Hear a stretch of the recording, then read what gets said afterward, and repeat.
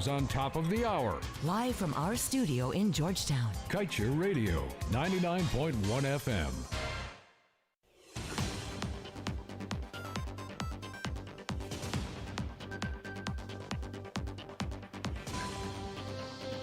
Hello and welcome to your news at noon on Kaieteur Radio. Kevin Smith here. These are the top stories we're tracking. Exxon now flares more than ever offshore Guyana, but claims significant reductions globally. In ExxonMobil's fourth quarter earnings call, shareholders say oil giant remains well positioned for continued value destruction for decades to come. And warrant out for Exxon's Nigeria manager over $213 million fraud. Meanwhile, Dr. Vincent Adams says independent probe needed into Exxon's claim of gas compressor failure.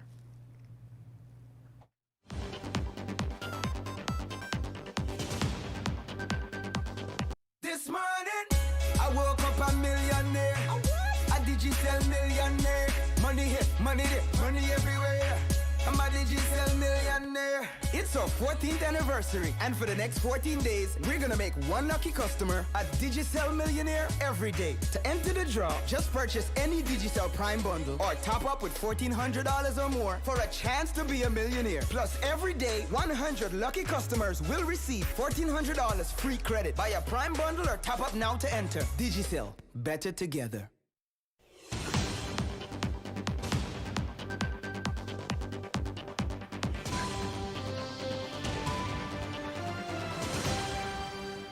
Now for the news in detail. Despite flaring more gas than it ever has offshore Guyana, ExxonMobil is singing itself praises for the work it has done to reduce flaring worldwide. ExxonMobil's chairman of the board and CEO, Darren Woods, said that ExxonMobil's plan is to reduce emissions from operating assets and align the company with the World Bank's Zero Routine Flaring by 2030 initiative. That ExxonMobil claims to have met its flaring reduction targets in 2020 rubs Guyana differently than it does the rest of the world. Though its global flaring levels have purportedly decreased, ExxonMobil has flared gas all year long. It flared over 12 billion gallons to the Destiny oil vessel. This was due, the company claimed. And now let's tell you, ExxonMobil announced that it suffered a $20 billion loss during the fourth quarter of 2020, along with revelations that it has launched a new company to spearhead its solutions on emissions reductions. Following this, unimpressed shareholders were quick to register their frustration and discontent.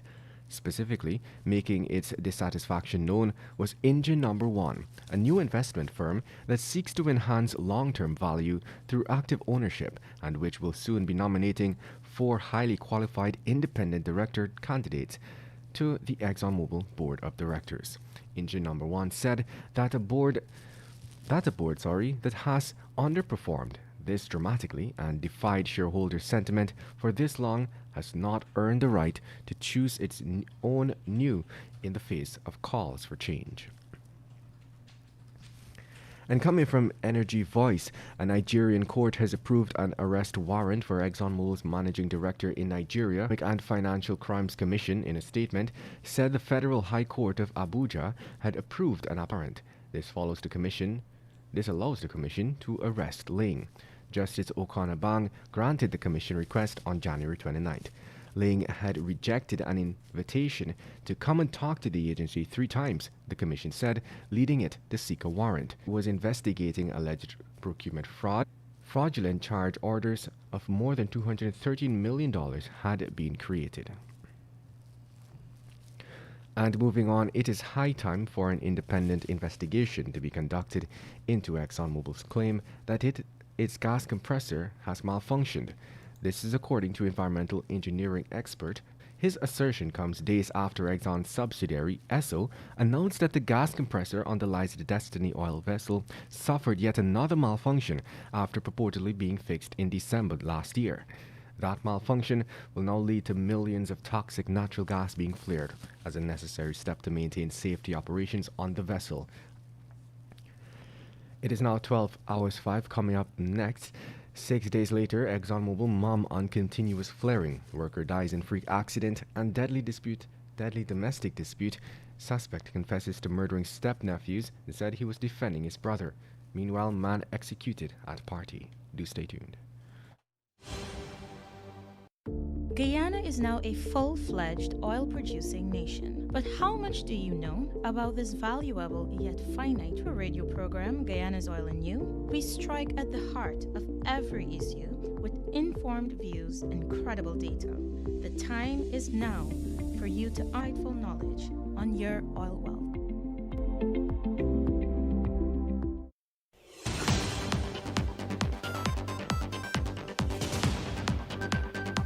Welcome back. Let us continue with the news. The public awaits a meaningful update from ExxonMobil on the continuous pollution of the atmosphere via flaring at its operations. 6 days ago, ExxonMobil's local subsidiary ESSO announced that there was a technical issue at the Liza Phase 1 producing operation. They reported on the gas compressor on the Liza Destiny oil vessel. Calling the incident unfortunate, ExxonMobil said that it had to temporarily increase flaring above pilot levels in order to maintain safe operations. And moving on, a senior supervisor employed by Edward B. Bihari and Company Limited died Tuesday while trying to investigate a work-related problem. According to reports, 32-year-old Mark Gomes of Long Pond, West Bank, Demerara, met his demise while trying to identify an issue that had emanated from at the company's flour tank, where he was working at the time. According to reports, the incident occurred around 17 hours 50 in the compound of the conglomerate's Area Y, Mandela Avenue, Georgetown location. It is understood that the police are currently reviewing CCTV footage of the incident as part of the investigation into the matter, and that the Ministry of Labour has also commenced an investigation. And all the Delhi police have managed to squeeze a confession out of the suspect presently in custody for the Sunday night murders of his two step-nephews of number 43 village, Quarantine. Police sources disclosed that Vernand Ragadu, the suspect, told investigators that he committed the brutal act in defense of his brother, Randolph Richmond, the murdered brother's stepfather. It was revealed that Ragadu informed police that one of his step-nephews was attacking his brother, and he heard his brother calling out for him for help. As such, the man said that he ran over to render assistance. Meanwhile, a taxi driver was shot to the head while attending a birthday party at Northeast La Penitence, Georgetown. Executed is 29-year-old Osapa Pollard of West La Penitence. According to investigators, Pollard was shot around 22 hours 30. It is understood that he was one of the attendees at a birthday party which was being held at the residence when all of a sudden gunshots rang out. Police revealed that Pollard died around 20 minutes after midnight while receiving medical attention. Pollard leaves to mourn his two young children and other family members. And now for your COVID-19 update. According to Worldometer, the number of worldwide coronavirus cases has reached 104.9 million, with deaths at 1.2 million and recovery cases at 76.6 million. The Ministry of Health yesterday recorded 36 new cases of the COVID-19 infection. That brings the total toll to 7,714. 5 patients are in the COVID-19 ICU, 712 in home isolation, 58 in institutional isolation, and 12 in institutional quarantine. Additionally, a total of 6,762 persons have recovered from the virus, with 81 new recoveries recorded yesterday. The COVID-19 death toll remains at 177. The reopening of cinemas was among the issues addressed by the Minister of Health, Dr. Frank Anthony, during his COVID-19 update yesterday. Dr. Anthony was questioned about the delay in reopening of cinemas, given that a number of other businesses, including bars, have been approved for reopening. But Minister Anthony made it clear that indoor environments are risky places to be during the pandemic, since there is a high chance of persons contracting the virus. In further expounding, he said that if persons are in a crowded indoor cinema, it will pose a public health hazard. And coming from CNN, about 70% to 85% of the U.S. population should be fully vaccinated against COVID-19 before the country can begin to return to a sense of normalcy, Dr. Anthony Fauci said.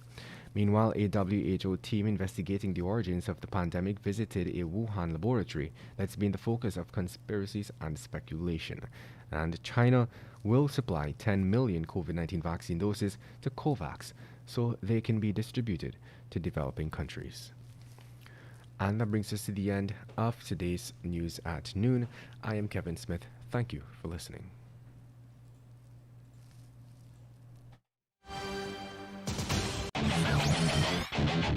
Want value for your advertising dollar? Then place your ads on Kaieteur Radio's newscasts. Streamed live on 6 different mediums, reaching hundreds of thousands. Advertise today and watch your dollar grow.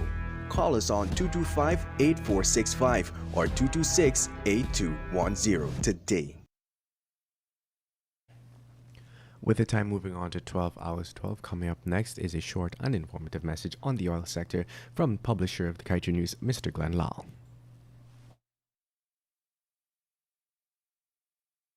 A message to all the bright minds of Guyana from Glenn Lal. 26 years now I have been in the newspaper business.